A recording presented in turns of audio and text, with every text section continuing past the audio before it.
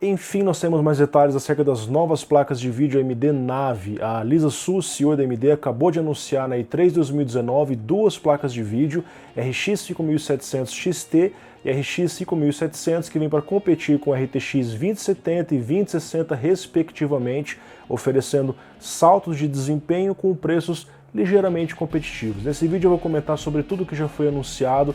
Vem comigo até o final. Equipado com sensor topo de linha e switches óticos de alta precisão, o novo mouse Airgamer Redragon King Cobra vem para trazer performance e um design diferenciado por um preço acessível. Confira mais detalhes pelo primeiro link na descrição.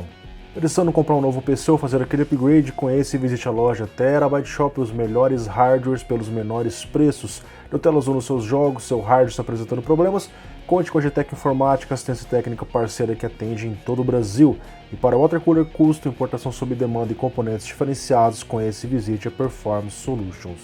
Vamos começar pela placa de vídeo mais rápida, e sim, voltou esse final XT nas placas, assim como a gente via antigamente. Então, RX 5700 XT conta com 40 Compute Units, 2500 Stream Processors com performance estimada de 9.75 teraflops, 8 GB de memória, GDDR6, 256 bits rodando a 14 GHz, uma frequência que a gente vê hoje nas placas GeForce RTX, clock base 1605 MHz, boost até 1905 MHz. Aqui nós vemos um incremento bem relevante em relação ao que a gente via em Polaris e em Vega. Isso já era algo esperado dentro dessa nova arquitetura.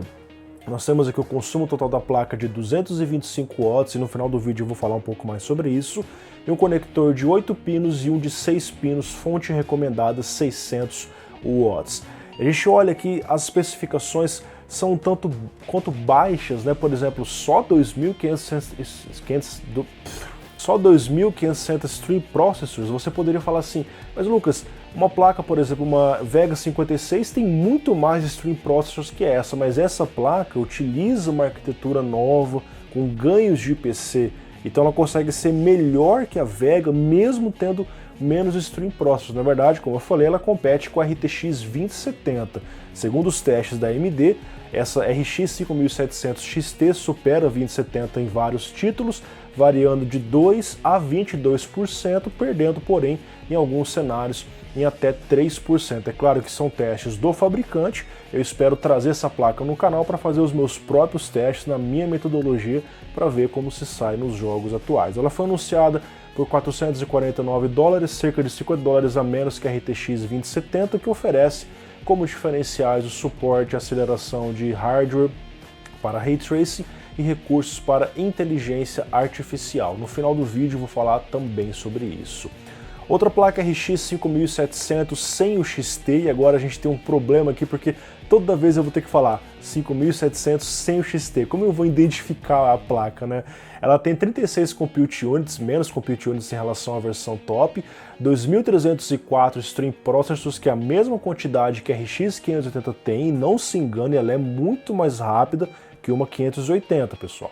Ela tem aqui 7.95 teraflops de Single Precision, os mesmos 8 GB de memória, GDDR6, 14 GHz, 256 bits, clock base 1465 MHz, boost até 1725 MHz, consumo total 180 watts, um conector de 8 e um conector de 6, fonte recomendada 600 watts para as duas placas. Ela foi anunciada por $379, que é um preço um pouco maior que o MSRP da 2060, embora os modelos custom de 2060 geralmente se encontram dos $349 aos $400.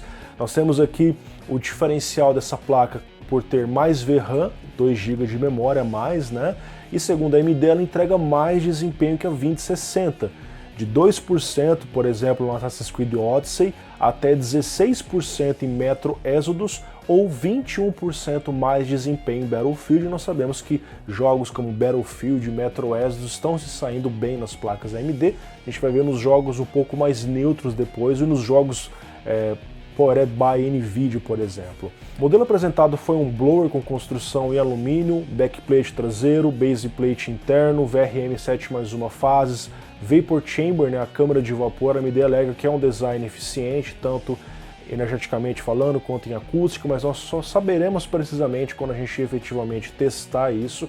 Particularmente eu não tenho boas experiências com o Cooler Blower, testando as placas NVIDIA antigas para cá, mas espero ser surpreendido. Ambas as placas trazem o que há de melhor no line-up da AMD hoje, nas suas tecnologias e inovações.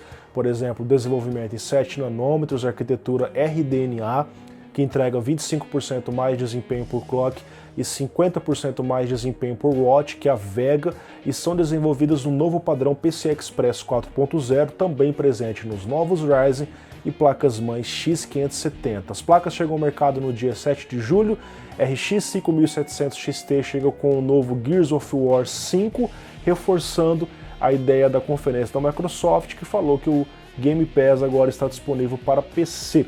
Existirá ainda uma versão de aniversário da AMD dourada, com boost de 1.98 GHz, custando R$ 499 exclusivamente no site da AMD, o que nos dá uma ideia que a RX 5700 XT normal deve overclockar em valores próximos a esse, de repente até mesmo mais de 2.000 MHz, conforme nós vemos nas placas da NVIDIA hoje, e oferecer um salto de desempenho ainda maior, quem sabe até encostando numa 2080. Será? Não sei. Embora a AMD já tenha uma placa para competir com a 2080 hoje, essa placa se chama Radeon 7, mas é uma placa, digamos assim, temporária, é uma Vega ainda, até que a AMD lance efetivamente uma nova placa com a Navi 20 para competir com essa placa, ok? E o evento interno, a AMD mostrou o seu roadmap do RDNA, que deve receber em 2020 uma segunda versão. A empresa também falou sobre Ray Tracing, assim como nos consoles, né, e no lado da NVIDIA, que já está oferecendo isso. Ela aposta nessa tecnologia, então a gente vê que a AMD está apostando, a NVIDIA deu pontapé nos jogos, e os consoles PlayStation 5 e Xbox trarão o suporte. Ray Tracing realmente está caminhando para ser o futuro dos gráficos realistas. Então ela mostrou no seu roadmap que inicialmente ela vai apostar via shader, né, ou seja, via software com as placas Navi.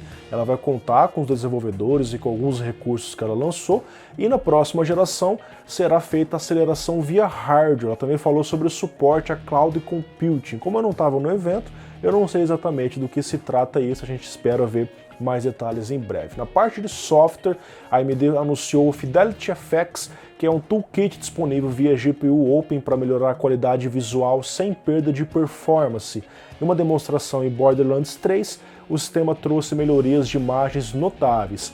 Foi mostrado também o Radeon Anti-Lag, um sistema que reduz o lag da GPU para o monitor e o de entrada, né, mouse e teclado sem perda de desempenho e sem a necessidade de rodar com altas taxas de FPS, o ponto que é interessante para jogadores de esportes, jogadores mais competitivos, que quer virar o novo Fallen aí do mercado.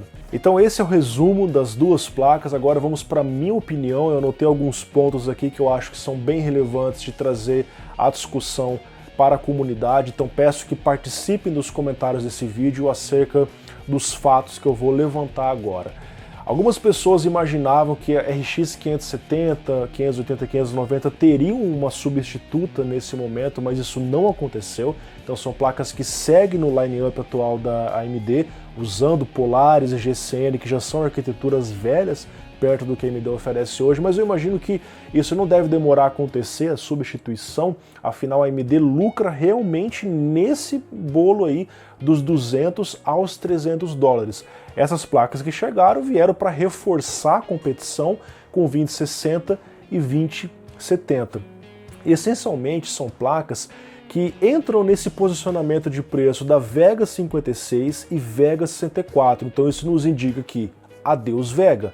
As Vegas estão saindo do mercado, apesar de a gente ver que essa GPU é a Navi 10. Essa é a Navi 10.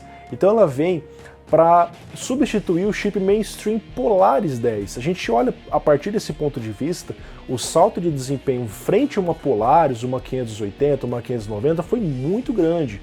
O salto versus uma Vega teve um salto, mas não foi tão grande porque é um chip para para substituir os chips mainstream. Então devem vir chips Navi 20 no ano que vem, esse sim para oferecer um salto de desempenho em relação a Vega 56 e Vega 64, mais expressivos. algo para competir com a 2080 e quem sabe até mesmo com a 2080 Ti. Então nós vimos que em relação a Vega 56 e Vega 64, sim, essas placas trouxeram um salto de desempenho, não tão expressivo, mas trouxeram um salto de desempenho, principalmente um consumo menor de energia, embora o consumo ainda esteja alto, né? A gente vê, por exemplo, a Vega 64 com um consumo ali dos 295 watts, é que a gente tem uma placa nos seus 220 watts, né? Então, assim, uma 180, a outra 225 watts precisamente. Então a gente vê assim, houve uma melhoria, né? A arquitetura evoluiu, a gente espera ainda uma placa para concorrer lá em cima. E olhando para o consumo dessas placas, eu imagino que a Navi 20, Navi 20, deixa eu falar Navi pessoal, eu já acostumei assim. Eu imagino que a Navi 20 deva trazer chips mais rápidos, só que também consumindo mais energia, se aproximando novamente da casa dos 300 watts, como a AMD tem presenciado faz uns bons anos, não é?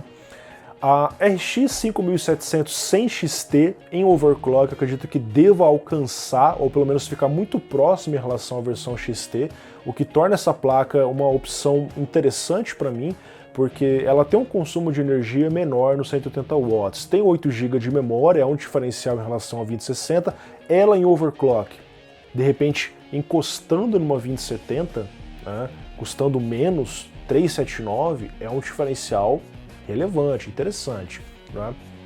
Enfim. Então, sobre esse ponto do consumo, em relação ao que a NVIDIA oferece hoje, não é tão interessante assim. A gente vê, por exemplo, GPUs em 7 nanômetros, eu imaginava sinceramente que o consumo seria um pouco menor, sem aceleração de hardware, né? É uma GPU que não tem recursos para aceleração para Ray Tracing, nem recursos para inteligência artificial, coisas que são vistas nas placas da NVIDIA, e consumindo mais. Então a NVIDIA realmente está um passo à frente em termos de eficiência energética. E diante desses pontos, né, o fato de não oferecer o suporte à aceleração via hardware, consumir um pouco mais, eu imaginava que os preços seriam mais agressivos. Confesso para vocês que fiquei um pouco assim, 379, beleza, ofereceu mais desempenho e tal, mas um preço ali um pouquinho maior. Eu imaginava que a versão XT, a versão top, entraria por 399, porque aí você forçaria uma competição muito mais agressiva com a NVIDIA, forçando de repente um corte de preço da 2070, o que ajudaria todo mundo, não apenas o cara que quer comprar AMD, mas o cara que quer comprar NVIDIA. Ou de repente a NVIDIA não faria um corte no preço, mas ela iria lançar aquelas novas placas Turing Refresh. Hoje já se fala de 2060 Ti com 8 GB de memória, entrando numa faixa de preço para novamente passar a AMD. A ideia que eu vejo que a NVIDIA tem é nunca ficar atrás, sempre ficar um pouco acima. Nem que para isso seja necessário lançar mais placas ou fazer corte de preço. O que, sinceramente, cara, eu tô assim, eu não ligo para isso. Eu quero mais aquelas briguem ali e tragam preços cada vez melhores pra gente, pessoal, porque o que interessa mesmo é guerra de preço. Se uma oferece mais, a outra tá tentando passar, que corte os preços e que traga opções mais competitivas para o mercado. Então hoje já tem rumor de 2060 Ti, 2070 Ti também superando aí essa versão XT. Não sei acerca dos preços, mas a ideia é, se essas placas chegarem, é bem provável que 2060 e 2070 originais caiam um pouco para que essas placas entrem no preço que é hoje 2060 e 2070, oferecendo uma competição novamente reforçada em relação às naves. Resta saber como serão os modelos customizados e como será a disponibilidade dessas placas, porque o último grande lançamento da AMD, que foram as Vega em 2017, tiveram aí alguns pequenos problemas, porque só no lançamento tiveram as placas no preço normal ali dos $500 e tal. Nos 3 primeiros dias as placas sumiram dos estoques e quem tinha ainda alguma coisa colocou o preço absurdamente alto, também, claro, influenciado por conta da alta da mineração. Vocês lembram a bagunça que virou o mercado naquela época? A AMD entrou num péssimo momento e por terem placas muito fortes para mineração, acabou tendo uma série de dificuldades. Pessoal, o vídeo já está ficando muito longo. Essas são as minhas opiniões. Eu pretendo trazer mais vídeos acerca do assunto, principalmente quando eu tiver acesso a essas placas, né? Tomara que essas placas cheguem por aqui, eu possa trazer os comparativos com o 2060, com o 2070 e outras placas de vídeo do mercado. Espero que esse vídeo tenha sido útil, um grande abraço e agora eu vou dormir porque já são 10 horas da noite. Até mais!